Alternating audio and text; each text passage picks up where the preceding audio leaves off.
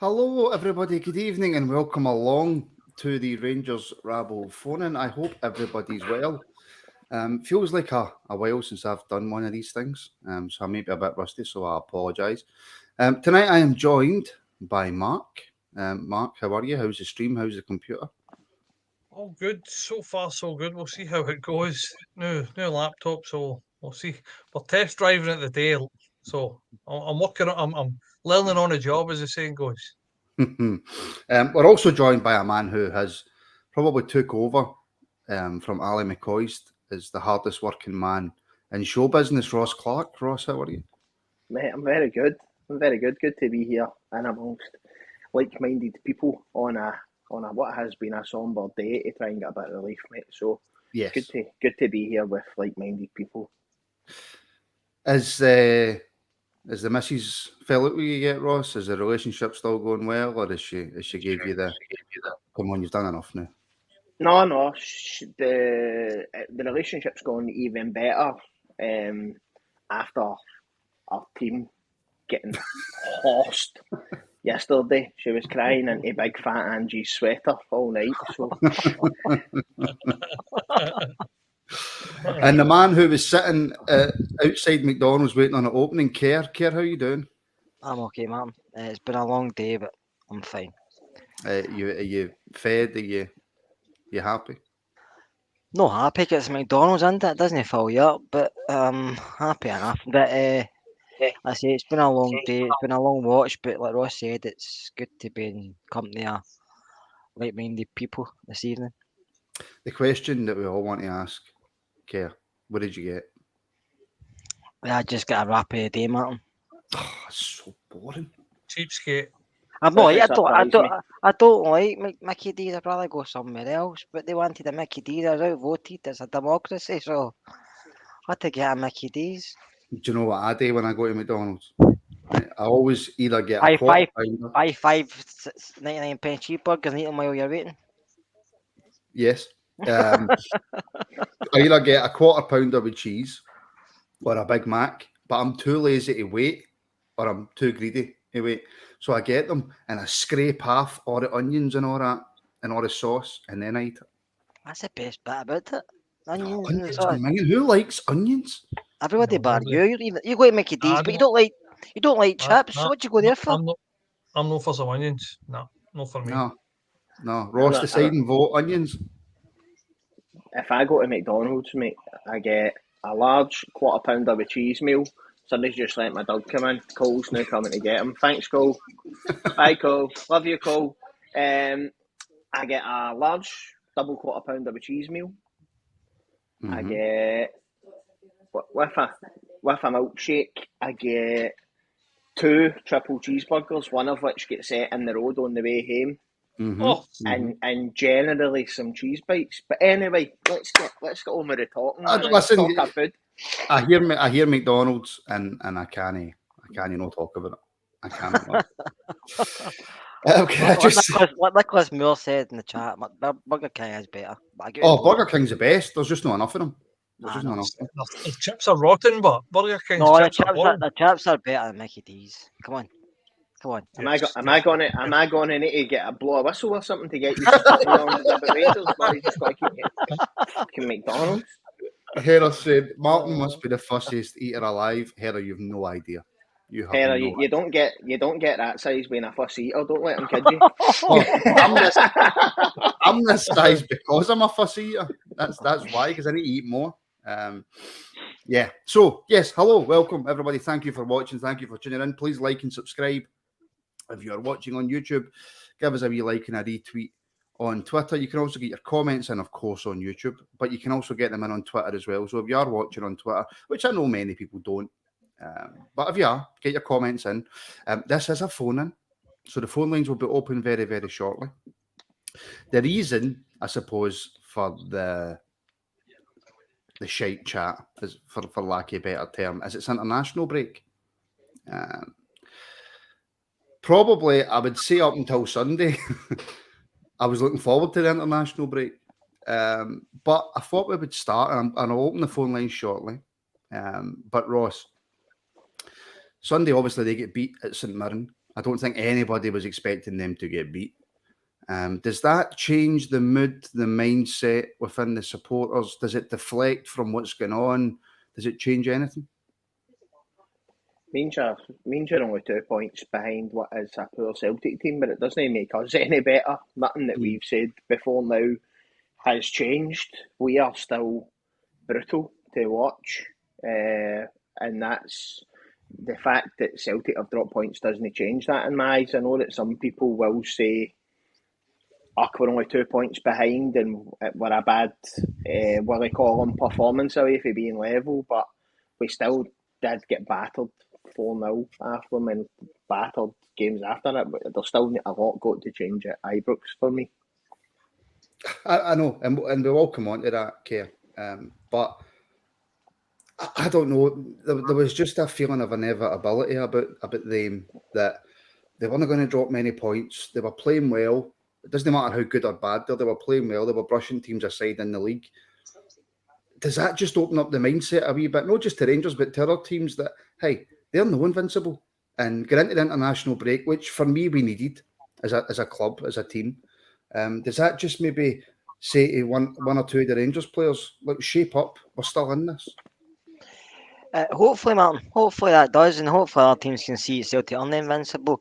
I know they were missing a few players like Carter Vickers and Jota never started, and obviously Which was the manager's choice. a bit of Starfield, but they've got a big squad of international players. So if one's out, they put on somebody else in to claim that spot. And I thought someone were very well disciplined yesterday. The Gushy about them, didn't give him respect. It was a Celtic trying to be physical at times. Someone showed it back. Someone actually played Celtic better than me did because they didn't back off them. They weren't scared. Whereas we for some reason their players started to panic. Yeah, like I said before, they were missing players, but Celtic are a good. I'm not going to disagree with Ross too much, but Celtic aren't just a poor team. They're a good side. Don't get me wrong. They're the best They're the best in the Premier League at the moment, but just because we're poor. Mm-hmm. And even if they get beat yesterday, you think we're back in this. But I don't trust this Rangers manager or some of these players to get us further forward. I just find there's something missing at Ibrox. I don't think there's any cohesion in the dressing room. Some players we are missing. Don't get me wrong, Lawrence can make a difference, but I just feel there's something not there. Last season we had a wee bit of. I felt there's a lot more team spirit there, and you thought in Europe we look good. I know in the league we weren't, but in Europe we look really good. Whereas this Rangers team, even in Saturday against United, I thought even at 2-0 up, the game didn't seem safe. Mm-hmm. Do you know what I mean? It was always like I feel like a goal in here, we could end up drawing this or whatever. So I don't know. I just feel he's not going to go, Gio. We know that because I don't think the board have got the balls, but I think they missed Celtic dropping points yesterday. Even the board might think, yeah, we're still back in. That's going to trust them. So we have to change in a big way. But it's up to Rangers. It's not up to anybody else.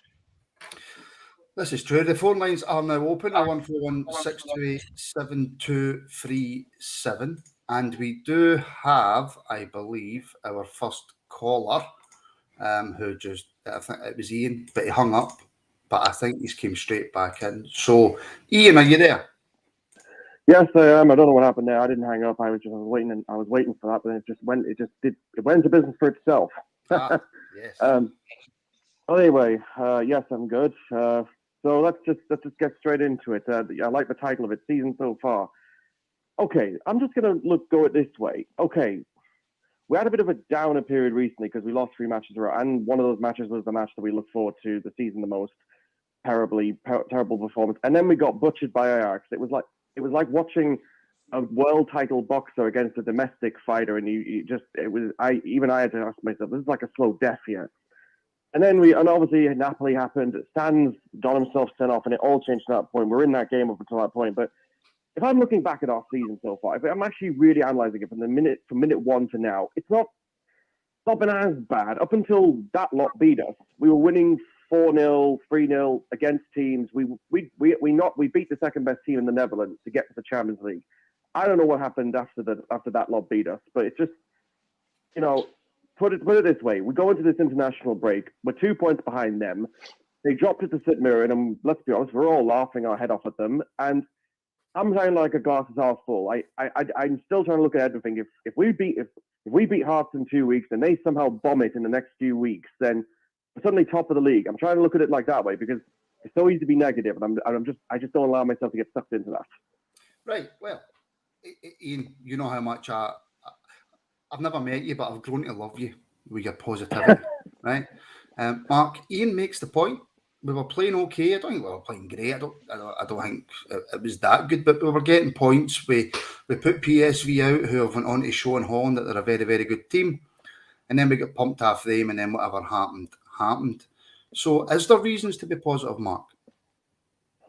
I would like to have said, see, before the Celtic game, I would have said yes. I'm as I said, very, very positive. I'm always looking the bright side, but I think that the defeat against them took a lot out of us. I think you can see with the whole team, it took a lot mentally out of us. I think that just no fight, no desire, and that's the biggest problem for me. Positive. I mean, if you want to put a positive slant on it, we're 2 points behind. They've been shown to be not as invincible as everybody was saying.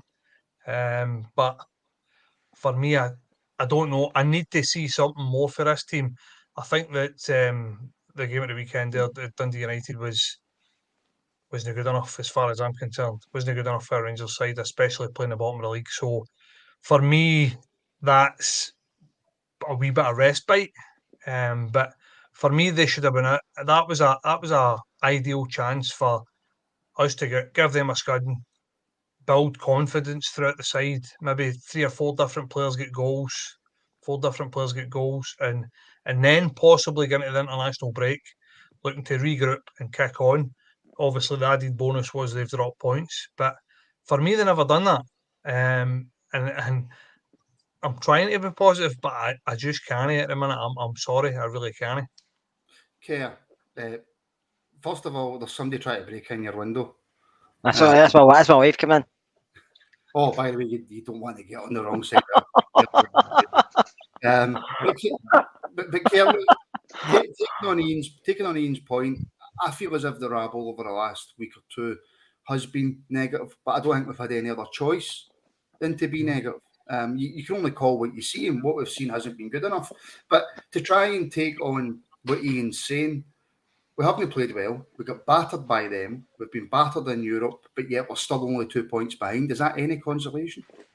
As obviously it's been only 2 points behind, so it's not the end of the world. But I don't think it's European games. This game is an embarrassment. Don't get me wrong. It was kind of men against boys, but I didn't expect much for Champions League, Martin. To be honest with you, the league's our bread and butter, and that's what we want to get back.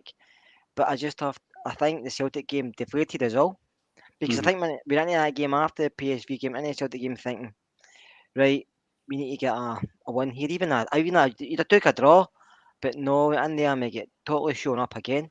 The Celtic part in the first 20-25 minutes, the game was done, and that's just left you sickening after that happened last season. And you're starting to say to yourself, does this team get mentality? Does the manager get mentality? Are they scared?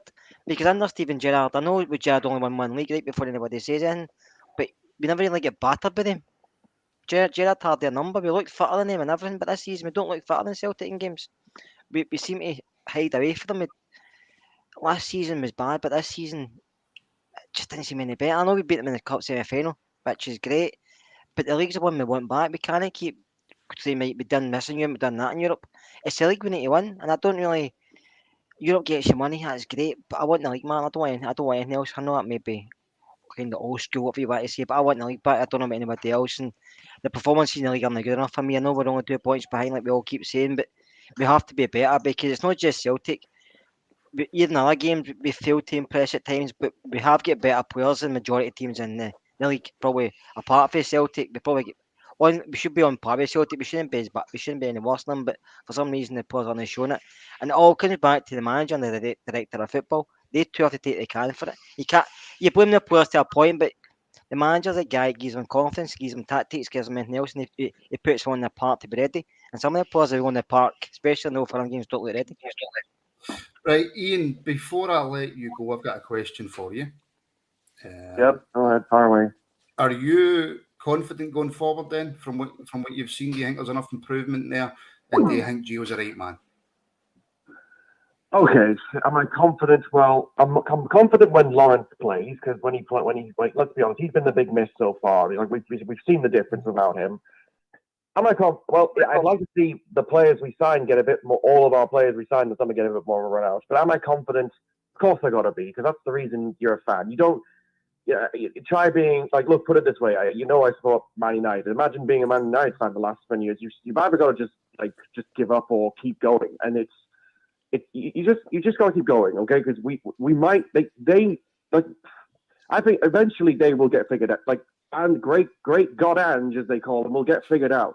It's getting figured out in Europe. Eventually people start figuring you out unless you do something new and all that.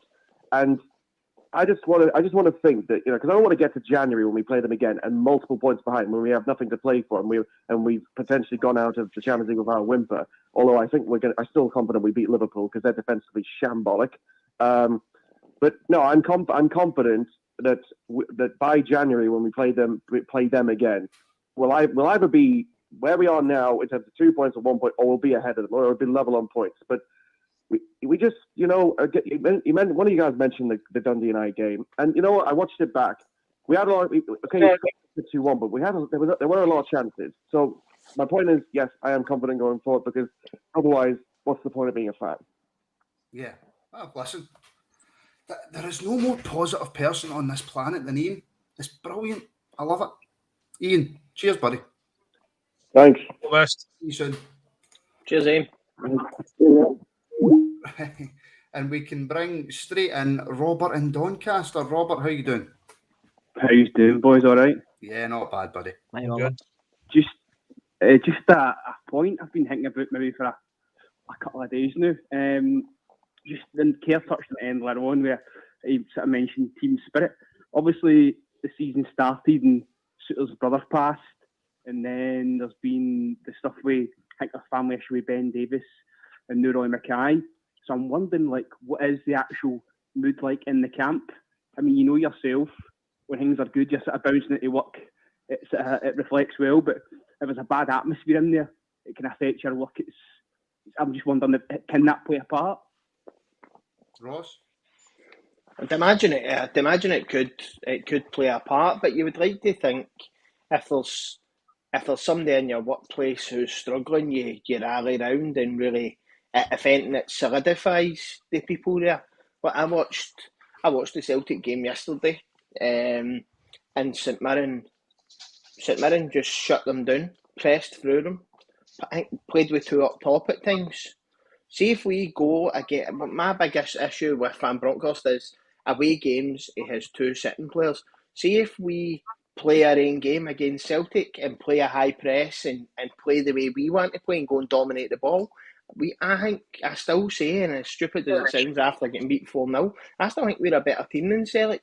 I know what you're saying. There could be. It's obviously hard for the boys who are going through that. Obviously, I've never lost a brother, but I'd imagine it's heartbreaking stuff.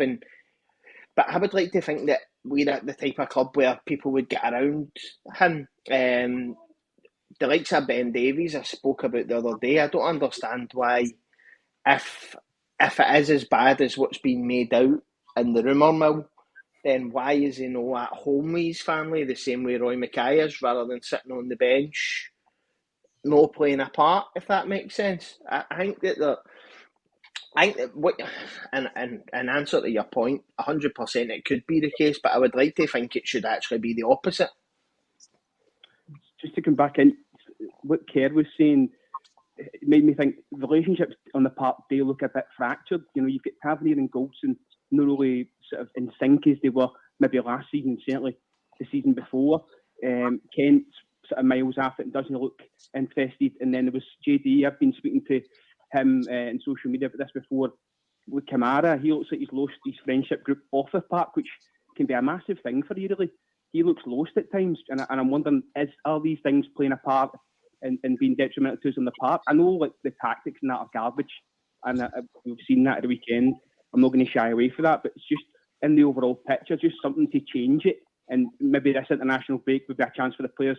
I don't know how many guys are away to come together, spend a couple of days together, and try and get back on track. It's a fair point, Mark, but you would like to think that, and look, it's like every workplace, if you don't get on with somebody, then it can be difficult to work with them. I completely understand that. And I think that's quite possibly, I think Robert's spot on about Kamara. Kamara, again, we don't know what the relationship's like with Gio, but obviously Bassi and Aribo were big friends with Kamara, so he's lost them. I get that. But for the rest of the team, they've got to be professional, Mark, have they not? Yes, took the words right out of my mouth. These guys, that's their job. It's as simple as that. I mean, I understand the circumstances and in the background can change, and you lose pals and you lose players and stuff like that. But listen, that's part and parcel of the game. When people are going to come and people are going to go, and it's just what happens every 2 or 3 years. It's going to be the case. There's definitely something in the background. It's definitely something that none of us can put our finger on. That's, for me, it looks like something's definitely up. I don't know what it is, and we're probably never ever going to find out what it is. But if they don't get their act together very, very soon, then it can see us tumbling and this turning into a proper shit show. I mean, it's one of these things that it could snowball into something and it could just ruin this whole season. The point of view, I can understand taking Ross's point as well with Davies. If it is as bad as what we're telling, send the boy home. Just go, do you know what? You go and deal with it and come back when you're ready to come and deal with it. But for me, obviously, I'm not a professional footballer, but this should be their respite. This should be their time away that they can concentrate on what they're doing, concentrate on playing the game, have a bit of camaraderie with the guys running about them, and focus on what they're meant to be doing. So, I see Robert's point as well, but for me, they need to be professional. First and foremost, it's what they get paid. And listen, they get paid an awful lot of money to do it. So, I mean, some of us, there's stuff going on at home. I mean, like myself, I go away. I leave my family for a fortnight. I'll go away, and it's like things are going on, things are happening, and there's nothing you can do about it. So it's something that you just need to get your head down and go on with. And to be fair, the Rangers players should be doing the same, as far as I'm concerned. And you said it, professionalism for me, Martin. Aye.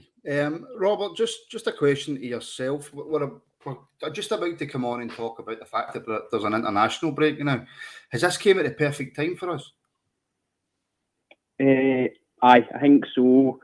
There's obviously good to get the win at the weekend. I know performance wasn't great, but it's just to maybe try and sort of get their heads back in the game. And it couldn't have been easy to get they doing simultaneously.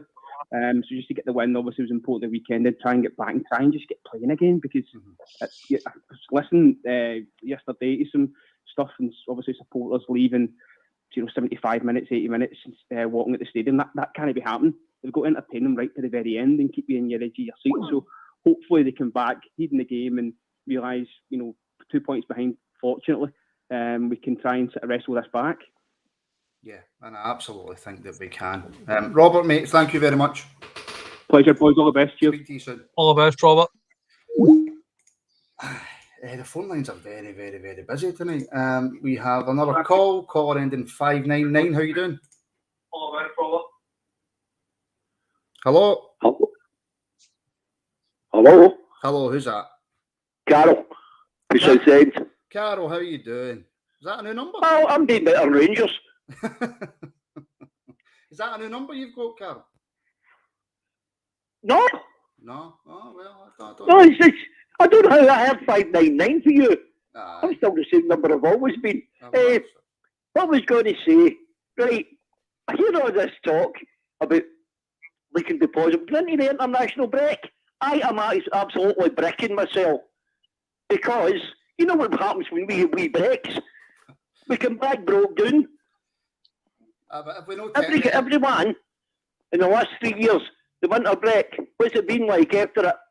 Fantastic, eh? Let's go on holiday. We've not quite been that bad after international breaks, have we? Well, we usually have not got too many players going, have we? Aye, but I mean, can we be much poorer when we come back, Carol, than what we've been the last 2-3 No, years? really, we can't be much poorer.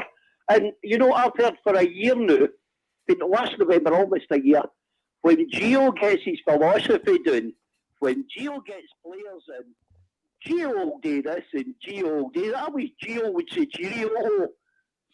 I really do.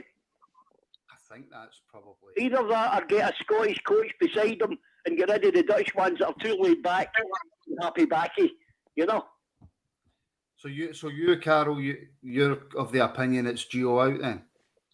I think it should be. Come on, wait a minute, that's no entertainment. You watched that in Saturday and you're going, this is pathetic. We've gone backwards against bottom of the league in the last 20 minutes. We were, what do you call that? When you keep yourself up in water, treading water in the last 20 minutes against them. It was woeful. I mean, I don't mind getting beat with a good team, or even an average team. I hate getting beat with Celtic, and I hate getting trounced with wee teams that we should be running over.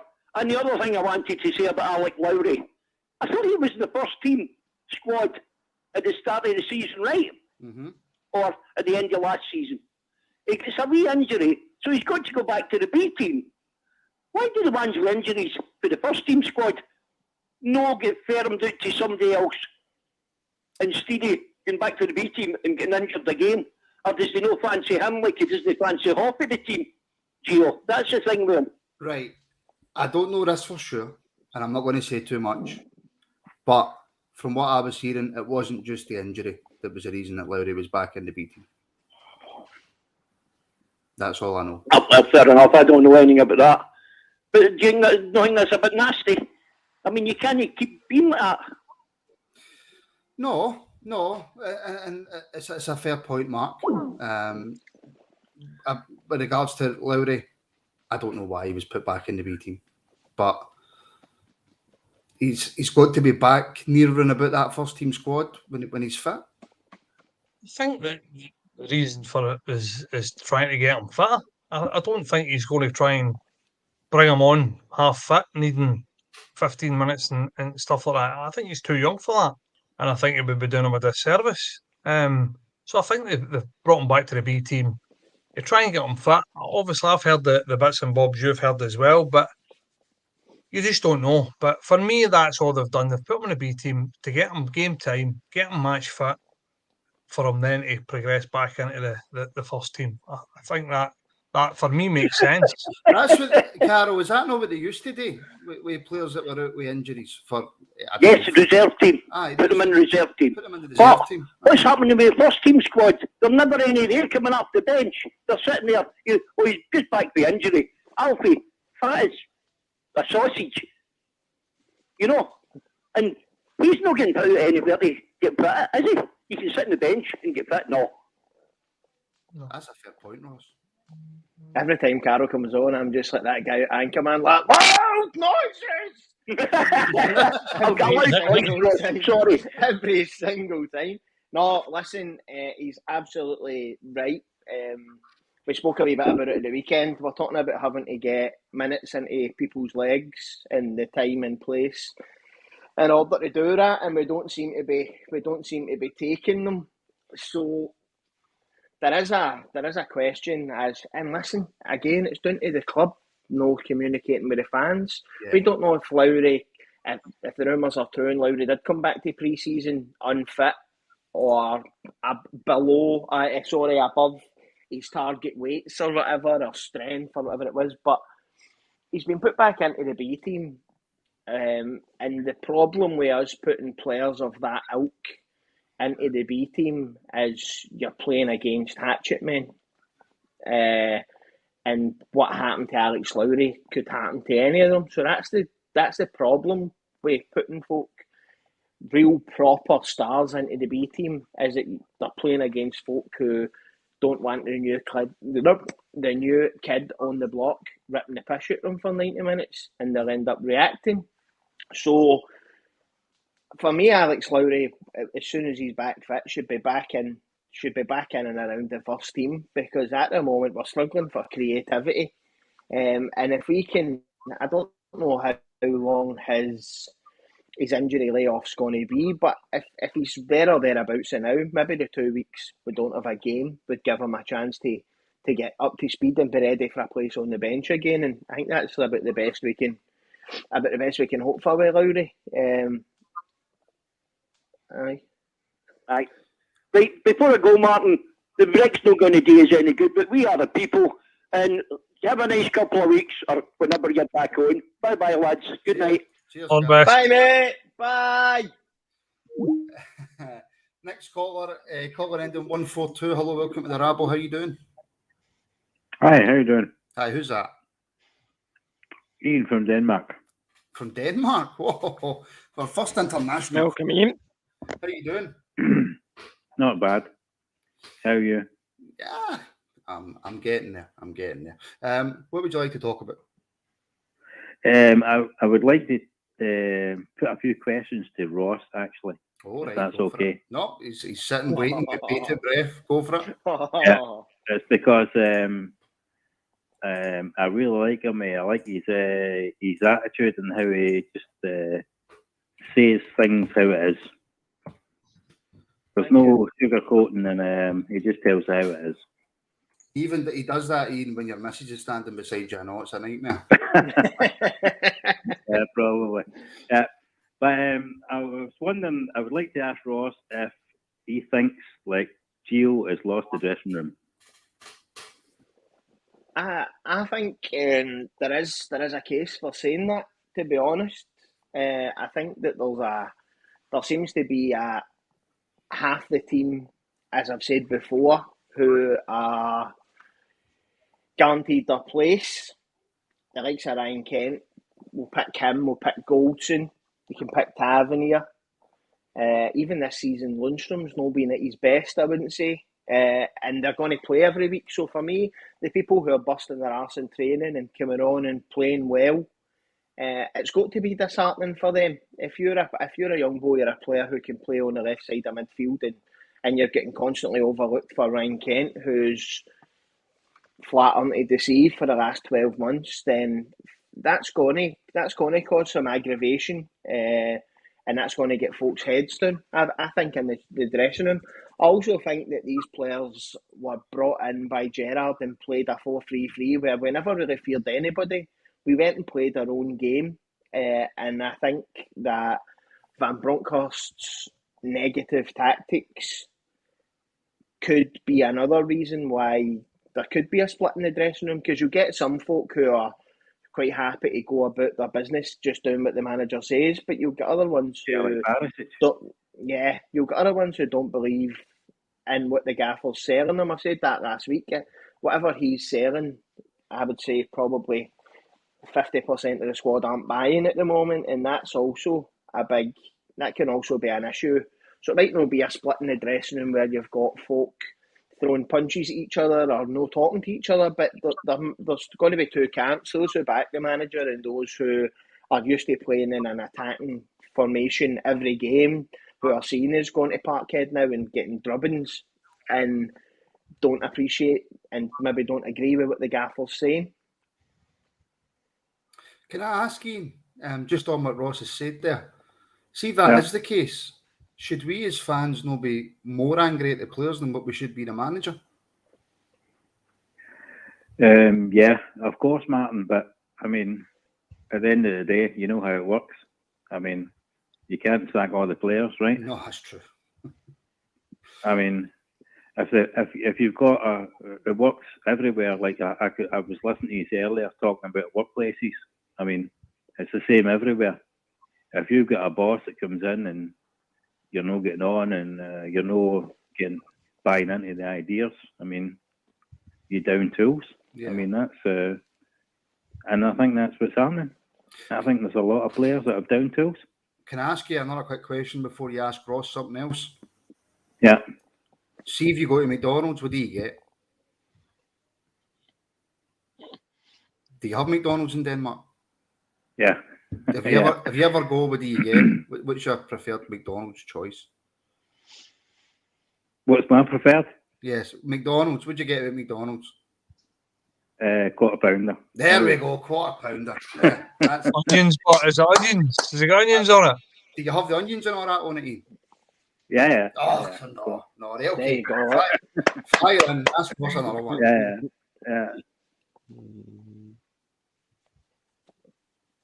On you go, Ian.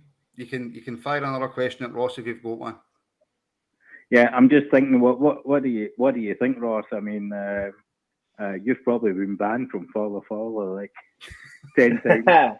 Yes, Yeah. The way you see things, the way you put your point across. But what do you think we should do? I mean, if I was need the a new board, manager. listen, if I was the board, I'm going to be hypocritical here because I don't know if you can sack a manager who's 2 points behind in the title race because you don't agree with his philosophy. If he's getting wins, at the end of the day, our board will only look for wins and being competitive in the SPFL. As a fan and as somebody who wants to watch progressive attacking football, I think we need a new manager. But I also think there's scope where Gio and Ross Wilson get in a room and sit down about the footballing philosophy, because part of Ross Wilson's remit was if Steven Gerrard leaves tomorrow, we've got another 3 managers on our list who can come in and play the same, and it's one in, one out. What seems to have happened here is we've went for the opposite of what Gerrard was offering us. So the board, it's a conflicted one for the board because at the start of the season they would have sat in the room and the goal for the season would be to win the SPFL. And at the moment, they're 2 points off top with 2 home games against Celtic to go, having played them at Parkhead. If it was me, I would be expecting Ross Wilson, who obviously worked so closely with Gerrard and built that football and philosophy and stuff, to be saying to Van Bronckhorst, hold on a minute, this is the way we played last season when we were getting results. We won 55, had an invincible season, we're playing like this. And there's got to be, if they can't come to an agreement and we keep trudging to victories, holding the ball in the corner against teams like Dundee United at Ibrox, then I don't think that Rangers fans are going to be happy paying their hard-earned money to go and watch that. No, of course not. Can I just fly in a last question to all the panel? Yep. Everyone, are we papering over the cracks at the moment? 100%. It seems like it. 100%, yes, 100%. I think that the players are disillusioned with whatever Gio's philosophy is. I mean, that's, to me, looks like Ross could have touched on it earlier. I think the players are laughing. I mean, what are we trying to do here? Because we're sitting in the stands watching it, and we're all saying that. Yeah, we can see what's happening. It looks incoherent. It looks as if people don't really know what they're meant to be doing at what phase of the game. So, I mean, if you take Tillman, for instance, Tillman's great going forward, but if Gio's no pulled him to one side and went, look, see when we lose the ball, you about turn and you get back. I mean, if he said that, it doesn't look as if he saved that. Either that or he's ignoring them. So for me, as I said, they just look disillusioned. They don't really know what the whole thing seems like an accident waiting to happen. Yeah, what their philosophy is. And for me, I know that a lot of people are saying, well, he's not going to sack. And Ross said 2 points behind were rivals sitting second in the league. He's not going to get sacked. But for me, it's a case of act now, root out the rot, rather than wait for another 6 months down the line for us to do it anyway. So I think you need to bring somebody in that's got 4 points next month. Yeah. 6 points in 2 months. I mean, Yeah. So for me, act now and root it out, bring somebody in with a proper philosophy. And I think that's the interview. What is your philosophy? Because it doesn't look as if we've got one right now. That should have been the interview anyway, Mark. Should have been, 100%. But what about you, Keir? Where do you stand on Gio? I didn't want him as manager in the first place, Martin, but I don't think he's good enough. I think getting to the European Europa League final last season. That did paper over cracks, but we're all living on that wave on me because we're in a European final. But I think it's not just Gio. It's partly Gio's fault, partly Ross Wilson's fault. But the players have to take some of the blame. Some have been here far too long. Some should have been sold and they weren't. And we've got some players who were here, but you look at Davis and McGregor, they last played in the last Champions League game at Ibrox in 2012, I think it was. So we get players there far too long. But if Gio's here with his coaching staff, he came into this knowing what was happening. He didn't come into this blindsided. He came into it knowing, I'm the coach. He'll speak about his philosophy to Ross, but Ross is a man who will buy players for his philosophy. Gio will have a say, but he'll never say in who he buys. Because I've known Ross Wilson doesn't do that things unless he's changed the way he works. So the players he's brought in, you can see they're not. I mean, you look at any other managers that go to clubs, they always bring in maybe 1-2 players who they've managed previous. That's not happened with Gio. But he knew it was coming into, so to come in and say a couple weeks ago he's happy with his squad, and then it looks like he's maybe not happy with his squad. He has to take some of the blame for that because, like I said, he knew what he was getting into. So I don't think Gio's good enough, but I think a lot of the blame has to go to Ross Wilson. But the players have to stand up and be counted. Some of them don't deserve to be there. Some of them do, because some have been there far too long. I know Ross mentioned Ryan Kent. But Kerr, I'm a big fan of Kent, but I think he's been there too long. But Kerr, can I just ask you? Don't you think like a top quality manager would get the best out of what he's got? I mean, I'm not going to say it probably would, because we seen me Gerrard was here.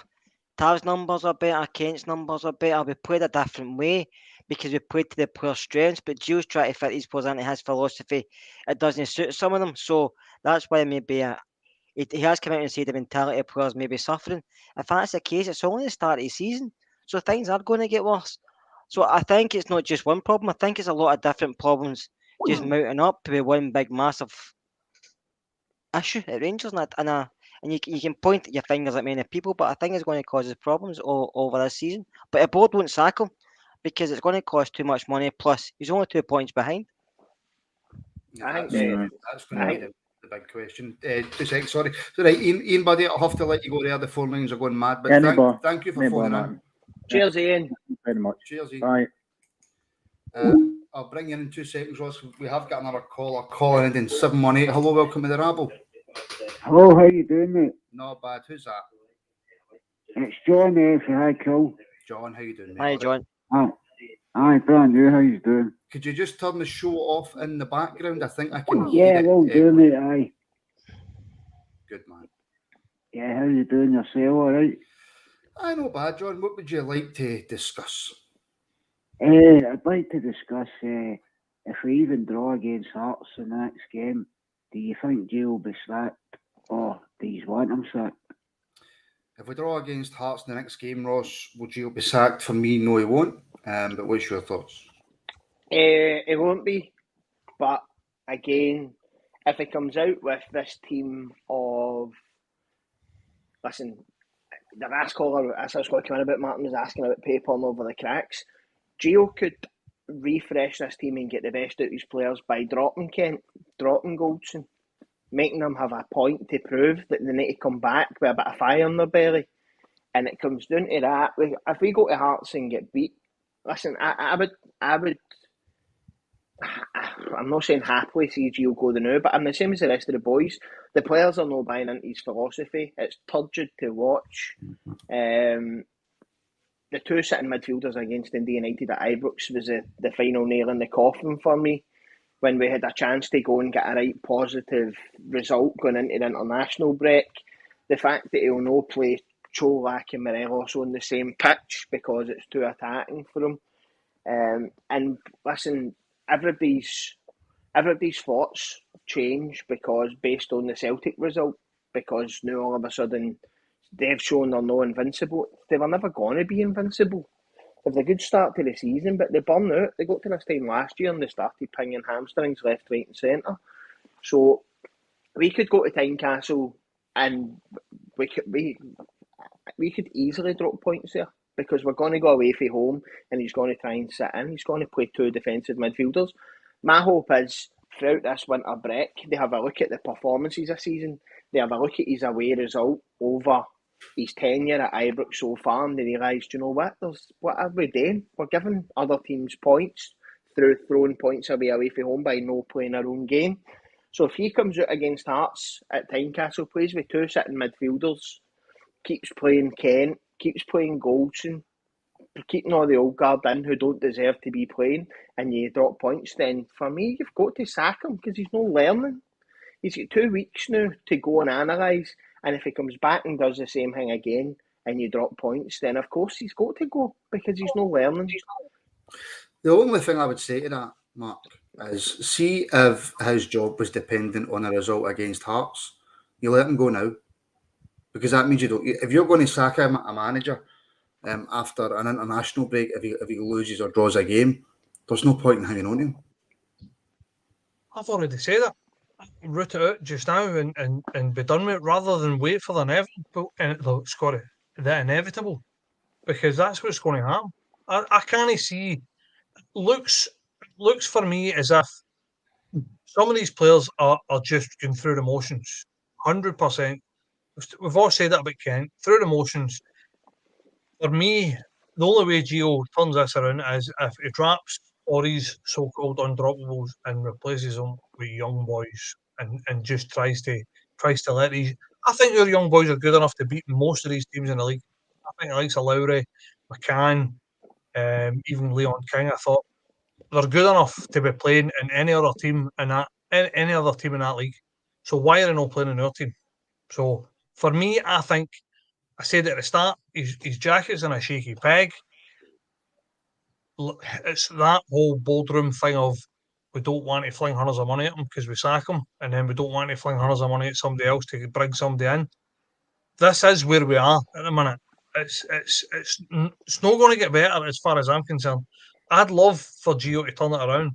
And do you know what? This is the first time in my 45 year of supporting Rangers that I've ever thought about, right, let him go. I've always, every other manager, I've always been like, oh, we'll give him a chance, we'll give him. But this feels different. And I think that as fans, we deserve better. Simple as that. I really do. So for me, I think that if he loses against Hearts, I would just get shot at him. Pull the plaster off quickly, get it over and done with, and let's try and build. Get somebody in that can stick a decent philosophy down and move forward. To say that obviously with the World Cup, they're going to have plenty of time to work with players, and maybe after the World Cup come out flying. But for me, I don't think so. I think it for me, it goes now. Simple as that. What would be yourself, Colin? What would you do? Would you get rid of Gio now? Would you wait and see? Can he still turn that around? I'd have get rid of him a few weeks ago. Honestly, he's that bad, man. His away record in Scotland is disgraceful in the league. His style of football is just no working, man. And I think even back to Advocate was all right when he came in at first, and then that Dutch style, it started no working, know what I mean? I always like to try and... You all make great sense, boys. You all talk well, man. Well, I mean, I just ask the questions, so I can't take the plaudits. It's Ross. Ross is the main man. Aye, all the boys that spoke there, they spoke well, man. Spoke good, man. Aye. They made sense, man. So just before I let you go, then I will ask you a final question. Has the international break then came at the perfect time for us, or with them dropping points yesterday? Do you feel as if it was maybe a wee confidence boost, and if we were playing next weekend, we could put a bit more pressure on them? No, the international break came at the right time for us. Aye. Well, I don't know. There's just a wee bit in me that goes, they drop points and now they've got... Yeah, that was great, wasn't it? That was fantastic, man. It made my weekend, man. Well, my stepson's unfortunately a supporter of a certain football team, and I was sitting in my sunroom and he was watching it in the living room, and I had a wee chuckle to myself. Thank you very much for the call. Please phone in again. No bother, boys. All the best to everyone. Take care. Cheers, mate. I don't know. See, I was thinking to myself before the game they played on Sunday, I cannot wait for this international break. We need this international break, Mark. In fact, I've got to care because Kerr never got to talk in that last call. And look at him, look at his face. He's desperate to talk. I just thought after that game on Sunday, could we not just play next week? To be honest with you, man, after Saturday's result and I watched it, I thought the break does come at the right time, but I'm like yourself. More I think about it, I say, does it? Because it gives us 2 weeks of thinking, what if this happens, what? And I think if we played this weekend coming and it didn't work out for us, then we know what's coming ahead. We've got to wait until the 1st October for the Hearts game, and that's an extra couple of weeks. And we say we don't get in for that game. It's getting worse. I don't think we'll get sacked, but I think Joe could be 10 points by not getting sacked. I don't think the board will waste the money to sack him until it becomes inevitable and probably wait to end the season. Because then he's got another year down his contract. I don't know why we give managers 2-3 year deals. We just give them a year rolling. And then if anything goes wrong, if it goes tits up, then you're not having to pay him off that much. But 3-year deal for a guy who came, I mean, apart of the final, didn't win a league. What's he really done? We all bought into the Dutch stuff, but we give too long a deals, not just to managers, but the players as well, and it ends up costing us. Just give him a 2-year with an extra manager, a year's rolling, like a lot of clubs do. And then if anything goes wrong, then you can say, right, a season off to get rid of him because it's not going to cost us that much. But he's got 3 years in his deal, so he sat coming on all his staff, and that's a lot of money. And then who do you bring in? You're going to look at the same folk at pick Gio to bring somebody in. And do you trust him? You probably don't. Will you bring a manager in for a different club? Probably no, because you have to pay compensation. So you look at the unemployed list, guys who are only working at the moment. Do you know what I mean? So you have to look down that route. So it's all ifs and buts, but it's difficult. I think Gio's on hiding it on. If he wins against Hearts, we'll praise him for a bit, but we'll still look at the negative points. But if he gets beat against Hearts, then we'll want him out the door quicker. So I think it's going to be a long season myself. Hopefully I'm wrong, but I think it's going to be a long season. Well, we shall obviously find out. We have another caller in, channel member Ian Ross. Ian, how you doing, my friend? Hi, Martin. Hi, guys. I'm doing well, thanks. Hi, Ian. How are we I've doing? been away for a couple of weeks. I've been up in Glasgow, partying with my brother who's home from Hong Kong on holiday. So I was up there having a good time. Unfortunately, I was unable to watch the Rabble during that time. So It's not good enough, Ian. Absolutely not. Okay, there's a few little points I want to put across to everybody. Go for it. I think what everybody has to get a grasp of is the club haven't got any money. Everybody thinks the club, because of the European run, because we're in the Champions League, that the club's overflowing with money. But the bottom line is the club's still skin. We've been paying off all the debt.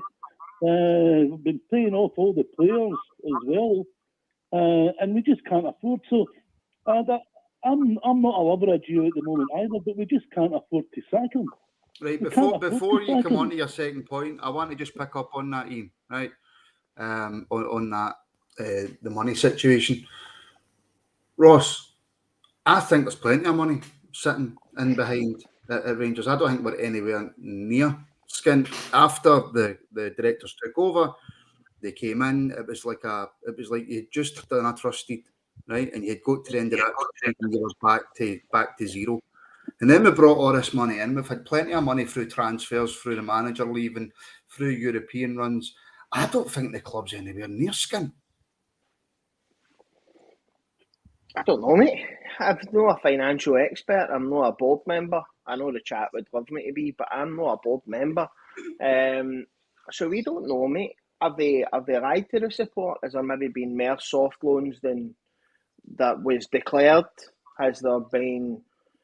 do we owe money to people that we maybe managed to cover up, or have they put money away for future upcoming costs? Mate, I have not got a clue how much money we've got in the bank. And what I do know is we've brought in a shitload. Mm-hmm. So if we've brought in a shitload, as I've said before, the money we bring in through sponsorship, ticket sales and stuff like that, fair play if it goes to the corporate stuff and the running of the club. But I would have liked to have seen us spend money on the squad, which we've no done. So if there's a pool of money there for the squad and we decide that Gio's away record alone is worth sacking him, then take money out of that and do it. We can't. I'm the same as you guys. Surely a business like Rangers runs with the day-to-day running of the club here and money for transfers and player wages, like the football side of the club. Surely they're separate entities in the budget. So we were told when the new board came in that any money raised for player sales would be put straight back into the squad, that we were in a position where that could happen. And it's not happened. But it's impossible to sit here as nothing but a simple fan and say we're either skint or we're no skint, because let's be honest, none of us know. We don't even know what's happening at boardroom level, Martin. We don't. To be honest, there's so much stuff goes on in our boardroom, like if you want to look at the stadium, mate, a beautiful stadium like Ibrox, and we've got big fucking blue patches all over it because we're signing sponsorship deals with companies that are gone bust and stuff like that. So we don't know what's going on. We don't. What's that cost us? Did we go and get all the signs made up? Did we print all the Rangers tops with Sporting on Go on the back of them? And then the company who Sporting on Go, who sponsored us, went bust. So if we had to ring fence $5 million to replace all these strips that we got made because that thing was worth a couple of $100,000, we don't know any of this stuff. So I think it's hard to sit and say we're either we could be sitting with the guts of 50 million in the bank based on incomings and outgoings, or we could be sitting with 10 million in the bank because Edmondson House being brought out of that, plus a signing on fee for Connor Golson, plus a signing on fee for Tom Lawrence. I know we signed these boys on pre-contracts, but they don't just come you don't just get them for nothing and pay their wages. Tom Lawrence will probably have been gave a guts of £1 million signing on fee to come to us in order to bring him here rather than go to the English Championship or something. So, do you know what I mean? I know that's a big long way around the street to get to my point, but nobody knows how. See, unless you're sitting on the board or you're Rangers accountant, you don't know how much is there. I'd like to think we're no skint, but I've not a clue. Well, saying that, Ian, I apologise for interrupting. I couldn't believe that we were skint. It's just every single one of these directors on the Rangers board invested millions of pounds in Rangers. Plus the three Bears invested millions of pounds as well. These people need to be paid back. And they've got all the other outlay as well, like Ross was saying, the signing on fees, Edmondson House, the day-to-day running of the club. People think that we're swimming in money, and that's just not the case. No matter what people think, we have no money to pay out $5 million and to sack Jew and then bring somebody else in another 3-year contract. Oh no, I understand that point. I totally get that. And of course, we've got problems on the field as well with Kent and Kamara. I mean, both these players went away. That's what the bottom line is. Both these players went away, and they were pissed off. Kent was pissed off because he didn't get to Leeds, and Kamara was as well because he didn't go to Nice. Because both these offers fell through. So they're not playing now. They're only biding their time, and that's the problem. On the field, that's the problem because they're not playing. Who are you going to play out right left instead of Kent? No, I get it. But just Ian, see on your comment about money. I think, none of us are going to do it until the accounts come out. To be perfectly honest with you, but I think we're somewhere in the middle. I think we're no skint, but we're no loaded. I think that if you look at it, we've forked out an awful lot of money for improving the stadium, improving the training facilities, a lot of money in infrastructure, Edmondson House. So that all is all got to be taken into consideration. Also, we forked out. We paid $7 million to get rid of Ashley. Yeah. Well, I heard 8, but what I'm saying is, I heard it's more than that, I know. what I'm saying is there's a lot of money come in. Yeah, what I'm saying is there's a lot of money come in, but a lot of that money is going to be staggered because it's for player sales. And the Champions League money, we don't get it up front, we'll get it next year. So the money that we're making... That's exactly what I'm saying, Mark. That's exactly what I'm saying. Yeah, so but there's got to be money there. We're anti we're probably somewhere in the middle. We're probably not skint, and we're not exactly swimming in money. And we have to be careful. I mean, do we really want to go back to where we were 10 years ago, 12 years ago? Do we want to go back there? I think you might find. I think you might moaning about the position we're in. I mean, look, if it wasn't for these people that invested millions, we wouldn't be here. Yep. And I think there could be a case. People that say, spend this, spend that, spend the next thing. We can't do it. Otherwise, we're going to go steps back instead of steps forward. Right, Ross, you wanted to come in on that? I think you might find that, obviously, as we say, the Free Bears and the directors and stuff have been given us soft loans. We don't know the ins and outs of the loans. Was there a clause in those loans that said you'll pay them back over 10 years, but if the club breaks X amount of turnover, they'll be paid back instantly? So you're not paying interest on them? We don't know stuff like that. There's so much. I know my brother invested a lot of money in Rangers with the Three Bears, right?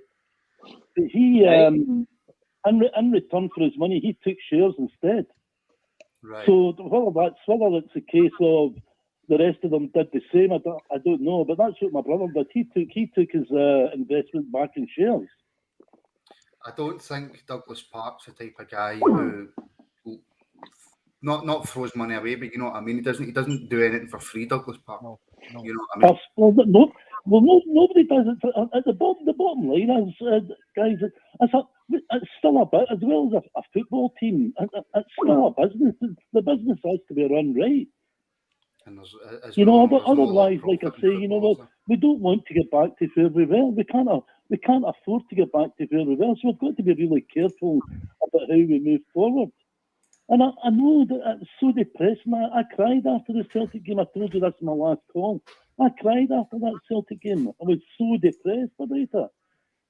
But that's, I mean, in the cold light of day, that people have to be realistic. That's all I'm saying. We have to be realistic.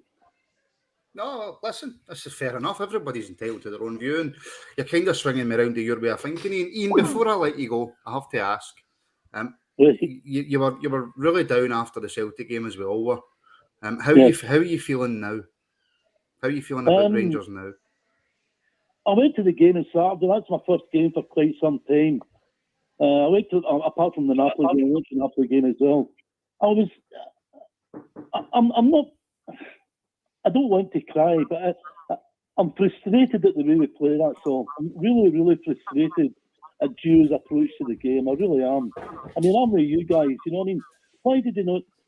Kent should have been off that park at half time. He should have been off the park at half time. And why did he not bring Morelos on? Bring Morelos and Tillman on, and play Tillman wide left, and bring Morelos on as a number 10 to play behind Čulak. That's where Morelos thrives. He thrives as a number 10, holding the ball up, holding the play up, waiting for the guys to make a run.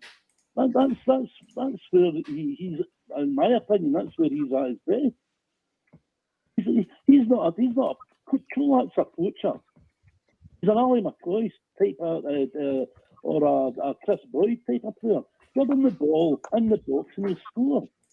But if you're not supplying Čulak with the ball, we're not going to score goals. Because the goals, where else are the goals going to come from? Kent's not interested. Wright's a bit of a waste of time. So then you're depending on your midfielders like Davis and Lawrence and Tillman to score goals. They're not big scorers. Bring Morelos on, play him at a number 10. Oh, we've had that chat about playing him right wing and everything, Ian.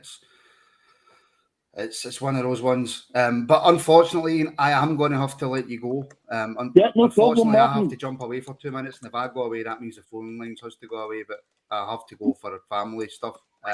But thanks very much for calling in, and make sure you phone in Okay, next guys. time. Cheers. Cheers, See Ian. you later. Bye. Bye. All the best. Cheers, Ian. Cracking, boys. Cracking calls again. Listen, I think we'll speak a wee bit between ourselves until Martin comes back with the phone lines. And it is something that's getting quite prevalent here between the fans. The idea being floated are why are we not using Morelos and Cholak at the same time? What's your thoughts on the whole square pegs in round holes and trying to get they two on the park at the same time? Well, Gio was asked that, Ross. He was asked, will Morelos and Colac be up front together? And he says it's never entered his head to try that.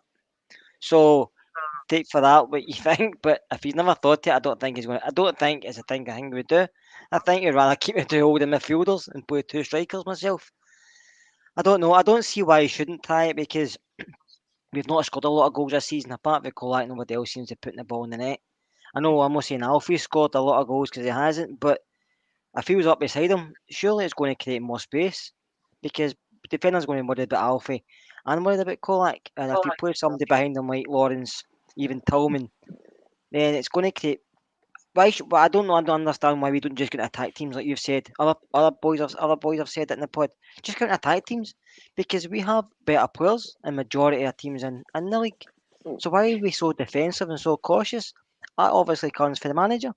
So that's the only reason I think. I just think because he said he's not going to try it, he never will. I don't think he's any to him as a right-sided or left-sided attacker. I think he sees them both as like for like. So if one comes off, one will go on. I don't think we'll ever play two together unless it's he's thinks he's, as Mark keeps saying, his jackets fell off that Shuki Neil or he's desperate. I don't think he's going to play two together, but he should because it would work. Play Lundstrom himself in the middle, or play somebody in the middle himself. Because we've got too many players in the middle of the park are very similar, and there's no legs there. Mark, what about? I've been watching. Obviously, was either sided for Hearts. I've took a wee interest in their games. Watched them yesterday. Two of Hearts' best players are Barry Mackay and Andy Halliday, who were banter years players for us. Why have we got a feeling in our head that we could go away to Tynecastle and drop points to a team that's got two first starting 11s for the banter years, as well as we've went and took possibly their best player last year in John Souttar? Why have we got that apprehension? Is it because we are not going to go there and play our own game? I think that's what it comes down to. Because on the park, man for man, barring Craig Gordon, who for me is absolutely exceptional still at the age of 39, 40, we've got better players all over the park than them. So why is there this nervousness about going there? Is it the negative tactics? I mean, I'll take you back. For me, it's if you go back to the Napoli game and his team selection. Now, for me, his team selection reeked of fear. Same as in the Dundee United game as well. Reeked of fear. It reeked of I'm going to get the sack here if I don't get this right. I'm putting old school, tried and tested players in because I know they'll do a job for me, and I know that even the old school will be better than what I'm trying to do at the minute, and some of the players that I'm putting in. It just this whole selection thing is just baffling me. It's properly we've all said it. It's square pegs into round holes. It's just it's blown my mind, and it's properly. You're looking at it and you're going like to yourself, hold on a minute, that team that started against Napoli, don't get me wrong, done as a turn. But we knew they were going to do as a turn because it was Gerrard's team. It was almost Gerrard's team that won the bloody 55. So you know what you're getting from them, tried and tested. But for me, that's been two steps backwards. Exact same as against Dundee United at the weekend there. He's tried to, he's went, right, what am I going to do? I can't go with that same side again because I'm going to get mauled against Dundee United. No mauled, as in the team are getting mauled. I'm going to get grief because it's no anywhere near attacking enough to play against a Dundee United side. So what I'll do is I'll fling two young boys into a piece of fans and that'll be all right. For me, I'm looking at our side at the minute and it reeks of him being scared. He's like, if I don't do something here and get a result, I'm going to lose my job, instead of let's put a team out that's going to play nice football and it's going to attack them. So it's really, I mean, we played against Dundee United and everybody was fearing the worst. And do you know what? it almost came to fruition, didn't it? 2-1. We're fucking knocking the ball into the corner for the last 5-10 minutes. We're trying to play. We look nervy. We look panicky. But as I said, and we've got the same fear going into Hearts because we know that he's not going to play a formation that we go, do you know what? That looks like a proper formation with players that are meant to be in that position that are going to play attacking football and go and take this game to somebody. It just blows my mind. As I said, it's no hard, even if you get players that are square pegs and round holes. First and foremost, they've got to have the desire. They've got to try. And for me, under Gerrard, we were the best pressing team in the league. I mean, we played teams off the park just surely by pressing them. Now we just sit off them and we look lazy. We don't look interested. We don't look well. It's always a safe pass. It's always a safe ball. As I said, it's just I don't know where you go with it, to be perfectly honest with you. I know I've just ranted and raved, but as I said, I really don't, and that's how I feel. That's just where I'm at in a minute. I really, I'm. Gio's disillusioned me. Never mind the fucking players. Well, obviously, I've missed what you were talking about, but I can get a grasp from Mark's wee quick rant there. And is this fair? We are set up to hang back and beat teams on the counter. The players we have are better playing attacking football and pushing teams back, Ross. Aye, of course we are. That's what we do best. If we've got a fitness up and you've got Kent driving at people, shutting down space, you've got two high midfielders pressing and somebody just sitting in case they break through that press. That's when we've had our best results. No having Cholak pressing on his Todd and Kent doesn't know where to go. We're a team that had our most successful season in recent history, the 55 season, by just pressing the life out of teams. Folk can't live with. See, St Mirren showed you yesterday, if you press Celtic, you'll get joy because they're not that great on the ball. But if you decide to sit off them, they'll pass the ball about until somebody makes a mess and they're defending, and before you know it, they've got a runner away for you and they'll score goals. We've got the players to go and play there with confidence, but the problem is with our fans, with our manager, and our fans' eyes is we know for a fact we're going to go to Tynecastle and we're going to play with two sitting midfielders, one up front and Kent, who's grossly off form. I'd love to think that during this 2 weeks off, we would come back and have maybe a couple of wee tweaks in our formation based on what they've learned. That would be great. But at the same time, Van Bronckhorst told you his philosophy, and that's not his philosophy. So, honestly, you're between a rock and a hard place, mate, because the players we've got can do that. They've proved they can do that. But you've got a manager who doesn't want them to do it. That becomes a conflict for me. Well, one man who might be able to answer that question is on the phone right now. Curry Muncher. Curry, how are you? Yes. You get me? I'm not too bad. Curry. How are you? I'm not bad. Can I just say that somebody sent me a screenshot of a post on Twitter. Apparently, Curry, I'm racist for calling you Curry Muncher, so I just want to apologise if you've took any offence from me calling you that. Took offence? I took a bloody gate as well. So I know something, right? This is a word of a lie, right? I get it all the time, and they're like, you're racist. No, they're the racists for thinking that. If they can't associate the name Curry Muncher with somebody that really loves curries, then they're the racist, no us. Well, I'm glad you've said that, so that means I'm not a racist. That's good. What would you like to talk about? Oh, God. Right, well, first of all, right, I totally disagree with Ian.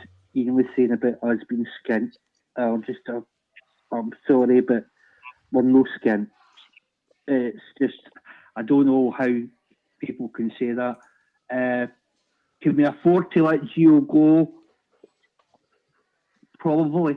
I've been trying to, I don't know if it was Ian I actually had a little discussion with and chat about this. Surely, now, maybe you guys will be able to help me. Surely, any manager that's brought into any football team, not just Rangers, they take out a policy, an insurance policy, if something goes wrong with that manager, i.e. you might need to sack him. Surely there's insurance policies in place to cover some, no maybe all of the cost, but some of the cost if you're going to have to get rid of that manager for a run of bad results or a falling out with the board or whatever. That's a good point, by the way. I know, Kerr, that there's insurance policies, obviously, against players getting injured and stuff like that. But insurance policies for sacking a manager? I've never heard that before, Mark. I know about players getting insured when in international duty, players getting insured throughout a season in case they get a bad injury, but managers, I've never heard of that. They could be, but No, it's I not think something I've come across. Sorry, I think what Curry's meaning is they're not actually taking an insurance policy out. What he's meaning is he's meaning they've stuck a couple of quid to one side just in case we need to punt this boy. I don't think they will have get on. We go compare and said, can we get a policy for sacking a manager? No, I think what he's meaning. But see, to be perfectly honest with you, as I said, I don't think we're rolling in hundreds of millions, but I think we got enough to sack a manager and bring somebody new in. See if we've there's something fundamentally wrong with the club. I agree with you there, mate. 100%. Can I just say, a big thank you to Ross for one of the best tweets ever in Twitter. I can't burst out laughing there, sorry. What one was that? Yeah, I think he knows. That was at the chant shit get banged with old Lizzie smiling yesterday. Absolutely superb.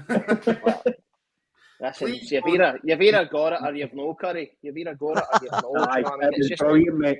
It's just the way my head works. I got banned for Twitter today. Why does that not surprise me? Curry, what would you do right now if you were on the board of Rangers with Gio? The board of Rangers? Right, well, that's another thing. I think you'll find that directors, especially directors in football, they put the money in to the club. They're not looking to... you don't go into football, put money in football to get money back. No.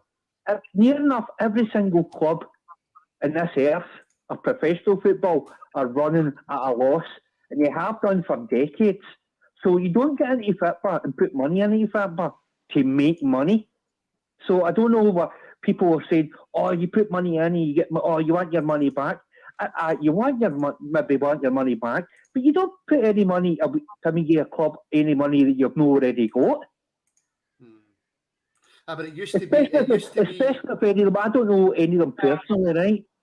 But if you're a Rangers supporter or a Rangers fan, and you've got a couple of bob, you're going to put that in. You don't expect that. You want what's best for the club. Mm-hmm. You're not going to say, oh, well, if I give them X amount, I better get X amount back within the X amount time. It's like, no, here's the money. You need that. Take it. If I get it back, I'll get it back eventually. I don't understand people. I just think everybody's... I think what's happening is a lot of the money that we're getting, the money we've already got and the money we're getting is going on. I keep on... I've seen a comment and saying, how do I know? I don't know. I'm assuming. We don't get told this, so I don't know. Is that a lot of the money is going on corporate ventures. And I'm not happy with that. I don't know if it was Mark or Ross that said about we were told that any money we got from player sales would be go straight back into the club. Well, that's definitely not happened. We've seen that. Have we brought good players in? Have we brought a couple of good players in? We've brought a couple of potential, maybe in a year or two. We don't know yet. Project players, yeah. Project players. But we're not seeing... There's players we've brought in that we haven't even seen yet. There's something wrong there. There's definitely something wrong. I wanted Gio out. I said the other week there, if Kamara was in the game, Gio needs to get out, and he was in. And look what happened. We lost 2 goals because of him. He looks disinterested. He couldn't be bothered. He's never turned up since Jared left. And as soon as his 2 pals, Joe Rebo and Bassey left, that he's he's looked a shadow of himself. He is a good footballer, but he's looking every bit worth the 50,000 that we paid for him.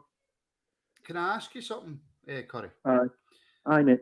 I don't have the figures in my head, right? Uh-huh. But obviously we brought in, what was it? Let's talk conservatively, right? Let's say we brought in 20 million for Bassey. Let's say we brought in 1.5 for Itten, whatever. I mean, have the club not, albeit not reinvested all of it, but have the club not backed Gio? Have the club not reinvested? Have the club not spent the best part of 10, 15 million this season? They brought in about 40 million. I'm talking about player sales. That's player sales. And to be manager. We lost Gerrard and the whole backroom team, right? We get paid for that. Patterson, we get money for. Yeah. We get we only get 4 million up front, but it was worth 12 million. So that's nearly a year now. So some of that money's come in. We get 16 million for Bassey, and how much was it? I can't even remember how much it was for Rabble. 10 million. 10 million.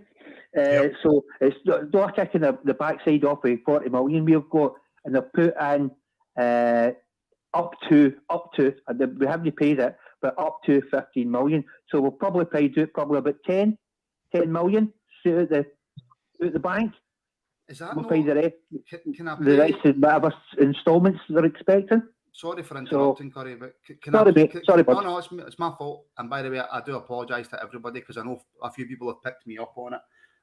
The reason that I interrupt sometimes, right, is because when somebody makes a good point, see if I don't, I forget. That's the only reason I interrupt. That's fine. If we have only spent, let's just say 10 million, is that not enough for better performances in Scotland? Scotland, aye. Champions League football in Europa, no. Nowhere near. Is there much a difference between spending 10 million and let's say 25 million in the Champions League? Would that make any real difference to us? Or is that a stupid question? Of course it would. Can I come in here? If you're going to be able to bring 25 million, that's 7 million, say 7+ million players you can bring in.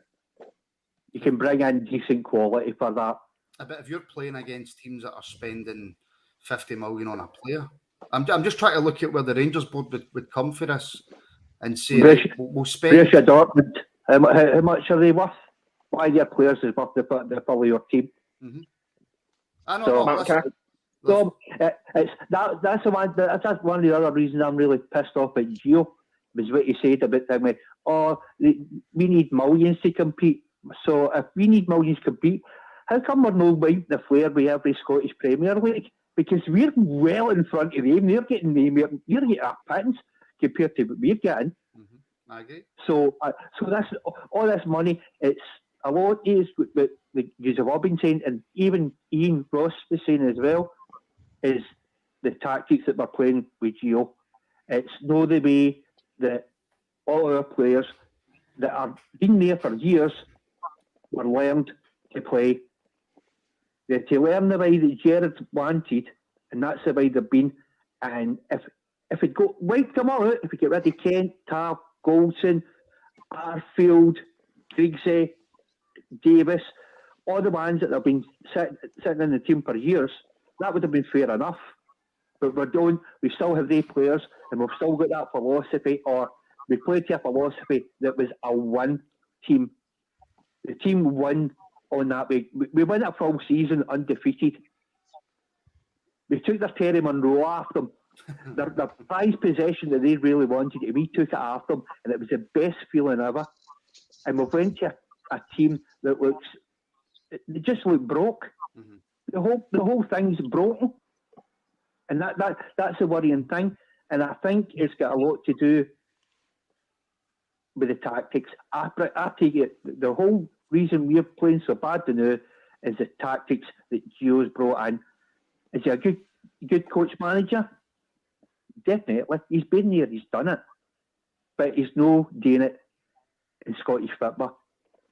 Because way too negative. We can't play negative against these teams. 2 holding defenders against Dundee United. Come on. He's a brick. That's shocking. That is absolutely shocking. I think every single one of you here, all the guys in the chat, every fan that goes to Ibrox can see it. Can tell you the board bodies see it. You must be able to see it. There's only one person that doesn't see it, and that's the worrying thing, and that's Gio. And I think the score on Sunday actually helped him out a bit, because if they had won, we'd still be saying the exact same thing they knew.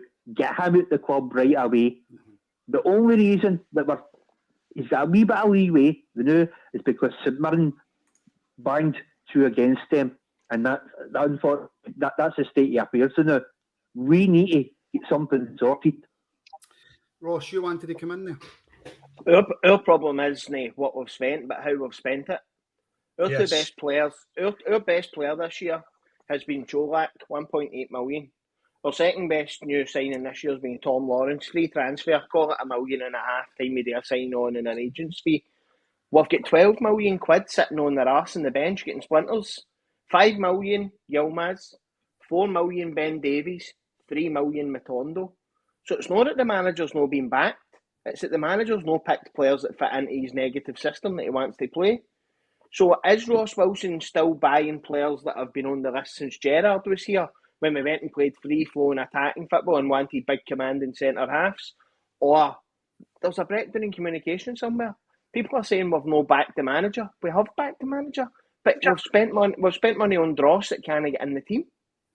I'm not saying Dross. That's a fair point, Ross. That is a fair point, mate. Totally agree with you there. We've spent 15 million, and the best money we've had back on that's the 2 cheapest signings. Mm-hmm.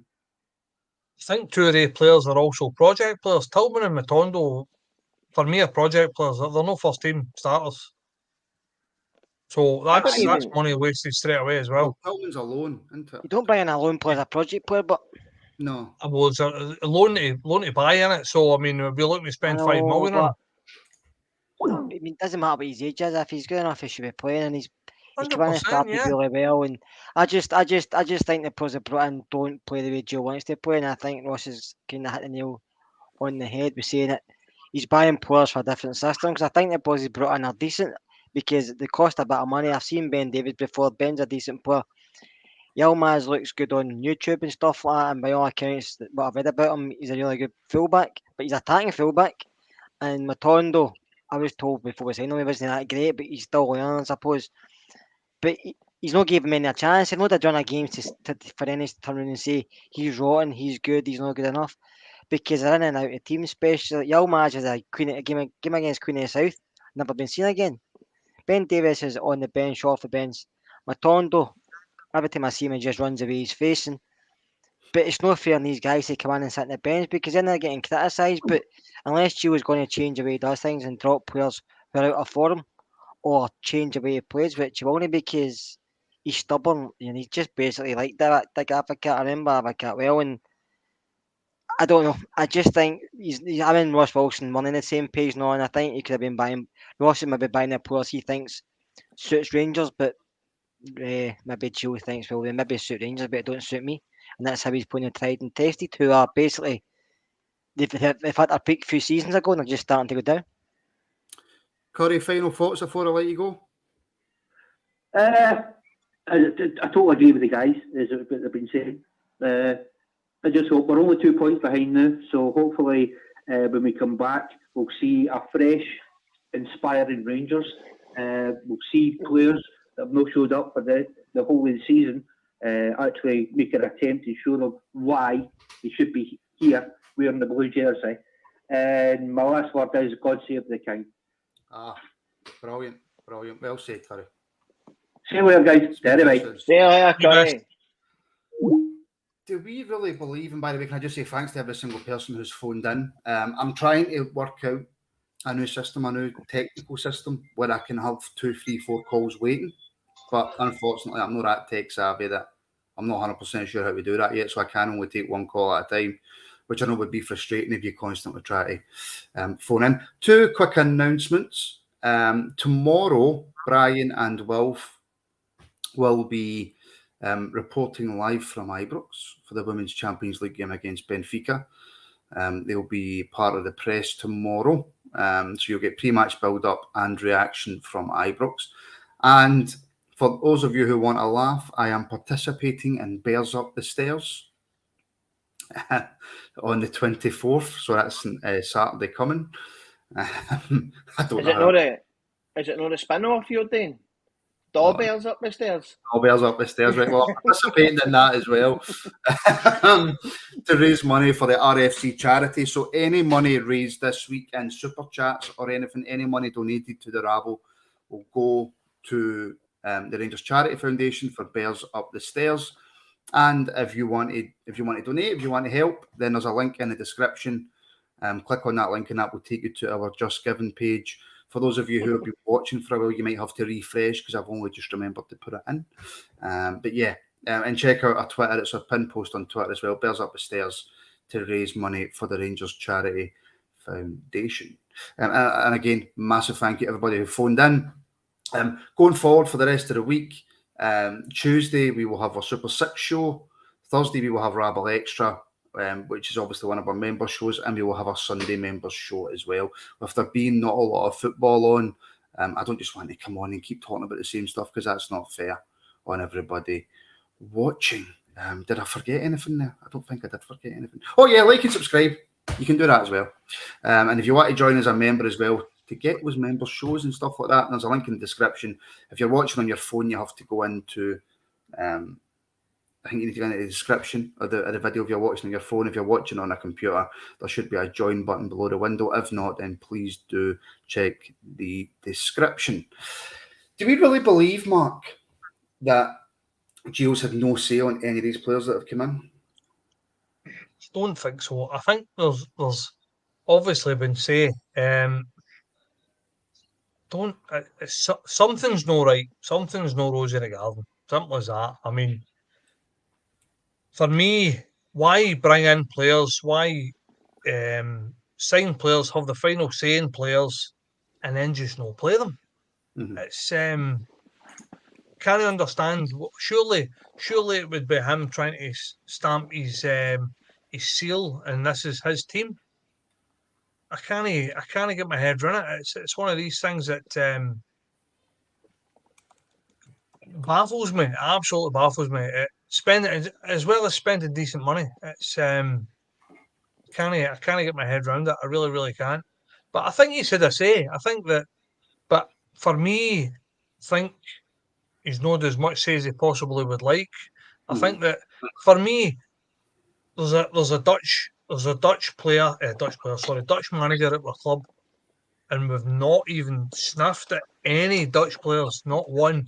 Now, you can't tell me the likes of Roy Mackay, Van Bronckhorst, and especially Dave Voss, who was running the Ajax Academy, can't, for the life of him, pick out a gem from Holland. I mean, that to me is probably more baffling than sitting players on the bench. So you can't tell me there's no a gem there that any of these three know that's sitting there that we can get for decent money. Baffled, absolutely baffled. So who knows really? But something's not right.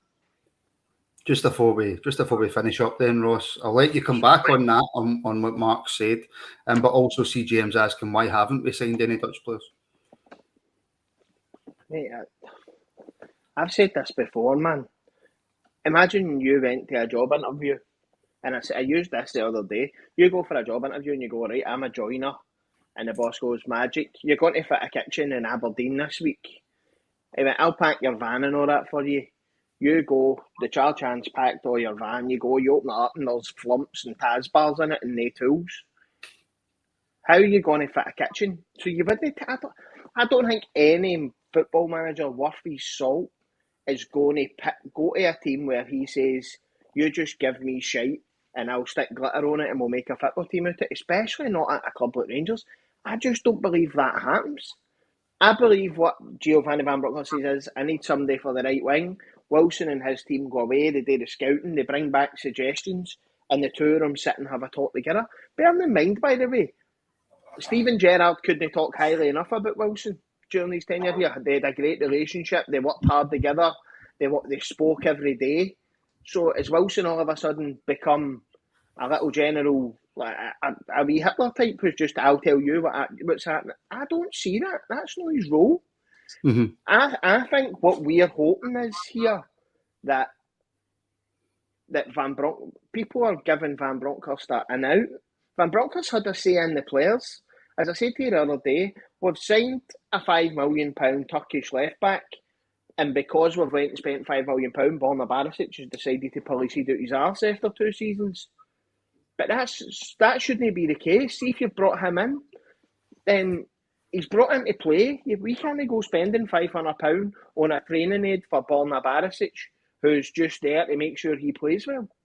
That can't happen. The same as Matondo. He's went for a right winger, but when we've scouted Matondo, he played on the left wing all last season, cutting in. The whole season, So we've signed a left winger who's right-footed. So for me, Van Bronckhorst's got to then say, we'll drop Brian Kent out and give Matondo his chance here. He's not playing well. That's a Van Bronckhorst decision.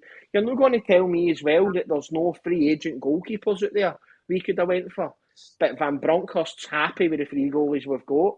And as I said to you the other day, we're now fucking free exiting there to try and make an omelette to see what one tastes the best to put in goals, because the three of them are coaching. People in the comments are saying Robbie McCrory's got a Scotland call-up. That's a shambles or not. That's just Steve Clark at the Scotland squad going for the tried and tested people that have been about the squad before. There's better goalkeepers out there who we could have got in on a fraction of the wages that McGregor signed his extension on. And so that's Van Bronckhorst or not. You're not going to tell me that if Van Bronckhorst suddenly went, we need a new goalkeeper. Did Van Bronckhorst, did Ross Wilson go, by the way, mate, I'm giving Shagger a new deal and you better deal with that? Because he's not played him. That's Van Bronckhorst, mate. I think people in the comments, and Rangers fans alike, are trying their best to grab onto something that Van Bronckhorst's no a pun of shite, and it looks to me as if the guy's a pun of shite. Well, on that note, it's been a bit of a more positive show, even though we ended on a pun of shite. But you know, when you've got Ross on, that's what happens.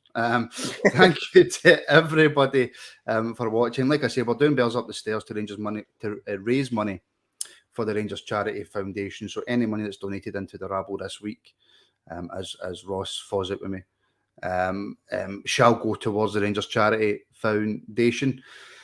Thank you all for watching. Please like and subscribe. Keep an eye on the community page to see if we will be back at any point. Obviously, we know football means we'll all probably get a wee break, but keep an eye on that community page if you're subscribed as well. Thank you to Mark. Thank you to Ross. Thank you to everybody for joining us, and we shall hopefully speak to you again very, very soon.